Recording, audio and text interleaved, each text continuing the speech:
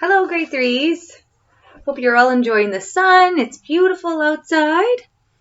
I'll continue reading our King Tut book, Who Was King Tut?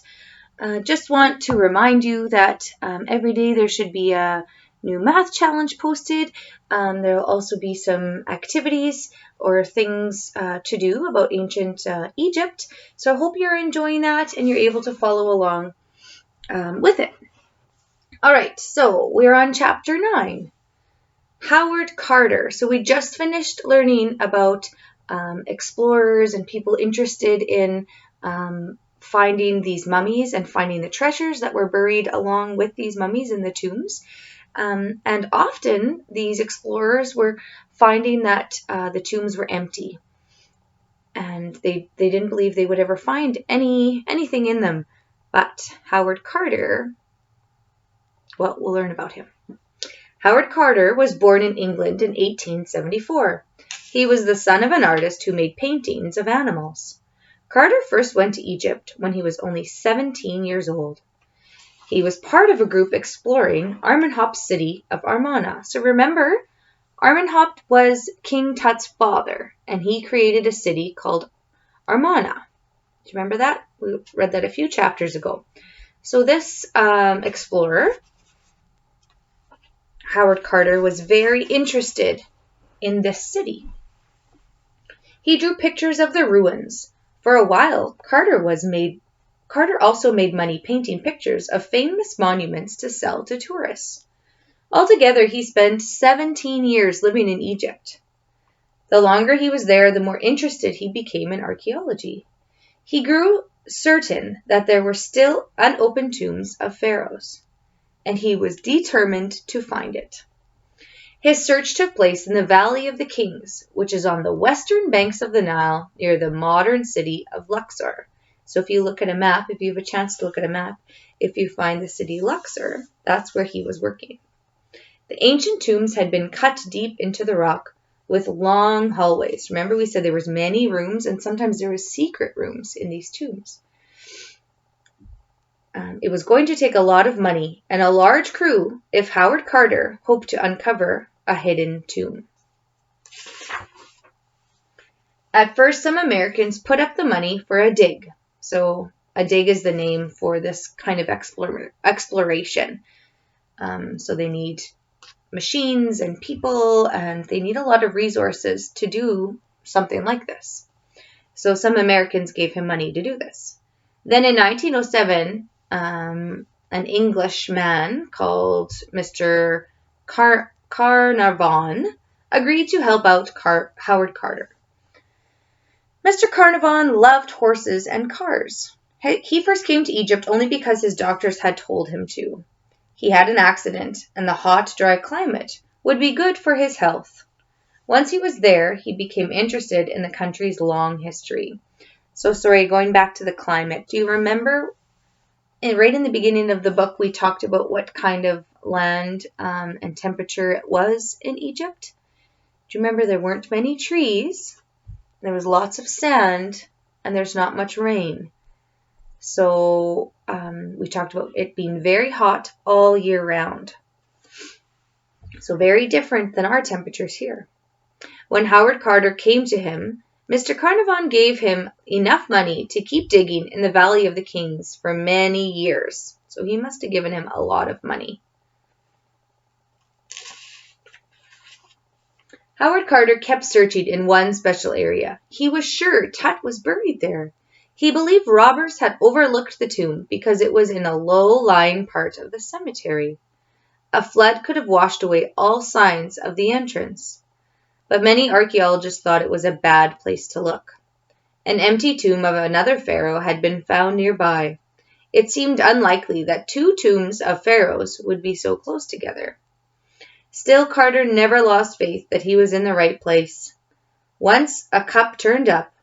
Another time, the crew came upon some thin sheets of gold foil. They all had Tut's name on them in hieroglyphs. So he knew he must have been getting close. So here is a picture. I don't know if you can see it, but this was the entrance. And this was the whole tomb of King Tut. And right in here was where he was buried. And here was another tomb. So that's what he was talking about. There was two tombs very close together. That usually didn't happen.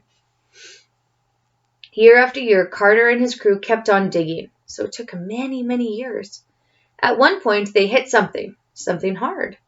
Everyone got excited, but they all found out it was the workers' huts. So remember, there was workers that would guard the tombs. Well, that's what they found. After that, Mr. Carnarvon was ready to call it quits. He said, "Okay, it's been years. I'm not spending any more money on this." How much longer could the search go on? But Howard Carter pleaded to continue to dig just for a little while longer. Maybe, just maybe, there was something else under the stone huts. In November of 1922, the crew started digging again. After a few days, they found a step. That may not seem like something very important, but it cut right into the rock. Pharaoh's tombs were cut into the rock too. Even more amazing, under that step was another step and another. Howard and his crew underneath a secret staircase leading to a door. What was behind it? What everyone in the crew wanted to do was open the door right then and there. But Howard Carter did not think that was fair. Mr. Carnarvon deserved to be there too. But Mr. Carnarvon was far away in England. Howard Carter told the crew that they'd just have to wait for Mr. Carnarvon to get there. Of course, as soon as he learned the exciting news, Mr. Carnarvon set out on a plane to Egypt.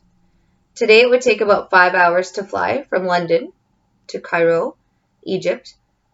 But back then, there weren't many planes. So I wonder, how long did it take him to finally reach Mr. Carter? Any guesses? So now it would take 5 hours. Back then, so that was just before the 1900s, it took him 2 weeks to get there. So they waited, and they waited for him for 2 weeks. But at last, Mr. Carnarvon arrived. His daughter came too, and Howard Carter was about to learn what was on the other side of the door. What could it be? Chapter 10. Gold everywhere. When the stone door was opened, what lay beyond the path full of rocks and pebbles? At the end was another door. Howard Carter knocked a hole in it. When he looked through, he held up a flickering candle in the darkness. What did he see? Here is how he described the day of days. "The most wonderful I have ever lived through," he said. "At first I could see nothing, but presently, as my eyes grew accustomed to the light, details of the room within emerged slowly from the mist. Strange animals, statues, and gold everywhere, the glint of gold." So there was gold everywhere when he opened it up. "I was struck dumb with amazement." So it's just a saying. He couldn't believe it, what he all saw. Mr. Carnarvon was there with his daughter. So was a friend of Carter's. They were all in the dark corridor. Mr. Carnarvon called to Howard Carter, "Can you see anything in there?" So right now, Howard Carter's the only one that sees it all. Everyone else is still outside. Howard Carter said, "Yes, I see wonderful, amazing things." Howard Carter's dream had come true. He had found exactly what he was looking for, the tomb of King Tut. What were some of the wonderful things he first saw? There were 2 overturned chariots. So chariots are those big, it's like where a king or a pharaoh would sit in and 2 horses or 4 horses would pull them. So he found these big chariots right inside the tomb. A throne, so that's like the big chair that the king or the pharaoh would sit on. 3 big couches. Remember what he said when it was his funeral, people were carrying all of his furniture and they're carrying all of his stuff. So they were carrying couches whose sides were carved in the shape of beasts on them. A bed with a linen mattress. There were life-size statues of kings. Things were piled everywhere. Vases and staffs of different shapes and sizes. One box was for the king's shaving equipment. Other boxes contained meat they put meat in there. Kind of silly. And to the right of the jumble of treasure, Howard Carter saw another door. What did that mean? There were more rooms? There were more treasures. This first room was an antechamber. The following day, Carter and Carnarvon and Carnarvon's daughter returned. They came with electric lamps this time. Probably because they wanted to see in there, right? It was so dark and there's no lights in there. They wanted to get a better look around. There was a hole in one wall. Peering through it, Carter could see into another room. It became known as the annex. There was far more stuff in the annex than in the antechamber. Smaller things like vases and game boards, and everything had been thrown about all over the floor. Howard Carter realized that long ago, robbers had definitely found their way in, but there was no way to tell what they had taken. So these are the things the robbers had left behind. All told, there were 4 rooms in the tomb, and this is how they were laid out. So there's a picture here, if you can see. So this is the entrance where they got in, and then there was that sealed door, and this was that hallway with all the rocks, and then another door. So when they got through there, this was the first room they saw, the antechamber. Then they got through another door, and this was the annex, and that's where that meat was. But he still has a few more rooms to discover. Another small room called the treasury was discovered. Among the things inside were a chest that contained jars with Tut's organs. Remember we talked about when they mummify your body, they take out different parts of your organs? Well, they found his organs and 2 small coffins with baby mummies. The most important room of all was the burial chamber. This was where Tut's mummy had been placed. But no one knew if the robbers had broken into the burial chamber too. We weren't sure. That is it for today, boys and girls. Our book is getting quite interesting because now we're making the links to what's happening in more modern time. It still was a very long time ago that they discovered King Tut's tomb and his body, but it is interesting to see what was found in there. I hope you have a wonderful day. Hope you are enjoying your work that we sent home and you're just learning a ton of new things about many different subjects.